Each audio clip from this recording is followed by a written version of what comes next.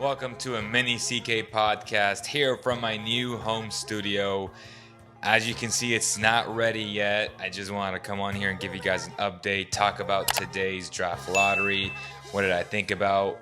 Who are other number 12 picks in the past? And a few of the guys who I think are realistic for the Kings to go after and for you guys to pay attention to. And it's 11:59 p.m. So still today. So if you guys are like, well, that happened yesterday. No, it's still today for me. Things are coming very well here at the house. Floors are in, the walls are painted all white, gray flooring. Still a couple of things to go, unpacking, and all those little things that have kept me away from delivering a lot of daily content, I would say video content. And you may hear some echoes or some of the AC issues that I'm having. I still don't have my sound blankets. I'm going to try to remove all this in post-production. So if you do get some of my videos, they're going to be pre-recorded because I don't have internet yet. Xfinity came not too long ago. I think it was last week. They said that the fastest appointment they had, or the soonest appointment they had, was this upcoming Monday, which is unfortunate. So we may be looking at potentially next week or at the end of the week for some fast Wi-Fi from Xfinity. But it is what it is. I'm going to work with what I have. Today the Kings got slotted at 12. That's where they were. They had a 1.3 chance of winning the whole thing. I saw some comments on Instagram where some people were upset, or even on Facebook, and I was like, well, what did you expect? They had a 1.3% chance of getting that top pick, or even, in the top 4. It was unrealistic to ever move up. So don't be disappointed. I think this draft is a good draft. It's not a great draft, but it's a good draft. And you're going to have some good players that could come in and contribute right away, in my opinion. So let's go over some of the other 12 overall picks in the last 10 years. In 2010, Xavier Henry. 2011, Alec Burks. 2012, Jeremy Lamb. 2013, Steven Adams. 2014, Dario Saric. 2015, Trey Lyles. 2016, Taurean Prince. 2017, Luke Kennard. 2018, Miles Bridges. 2019, PJ Washington.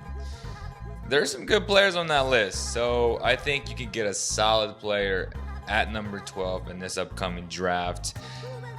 The first guy I would say that a lot of people want, the consensus guy, is Devin Vassell from Florida State. I like him a lot as well, but I don't think he'll be available at number 12. You may have to trade some people to get him earlier in the draft, but some guys that will be available, I believe, are guys like Aaron Nesmith, who was the most efficient catch-and-shoot player before his injury in the country.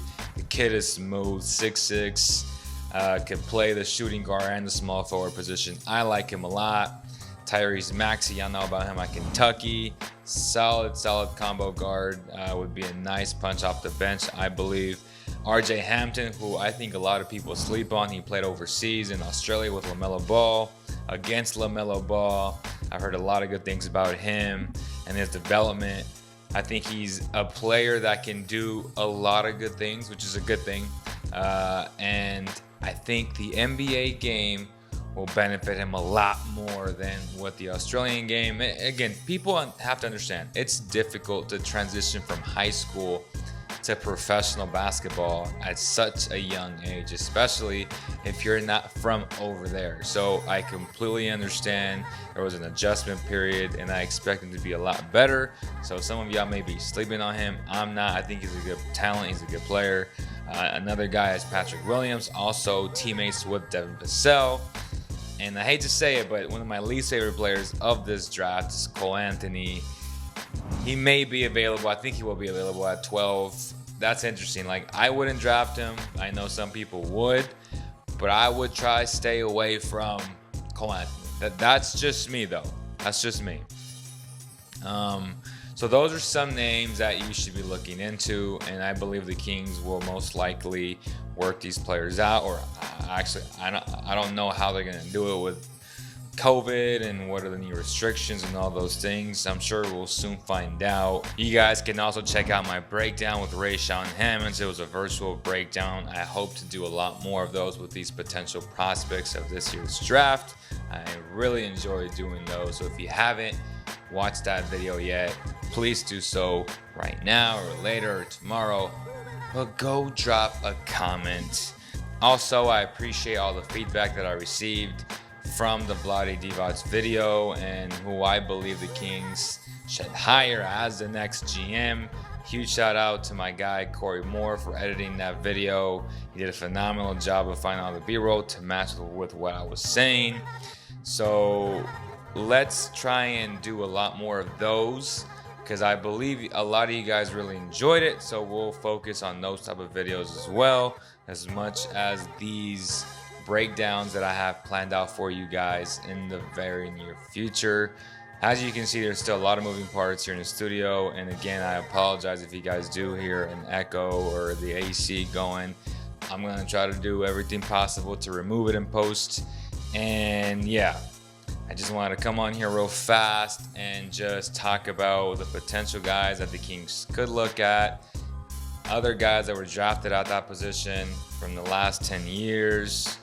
And if you have any other questions about Vlade or other candidates, let me know, man. Drop the comments below. This will be available also on iTunes, Spotify, IGTV, YouTube, all the social platforms, Facebook. And on behalf of the entire CK family, thank you guys so much. And I'll see you guys on the next one.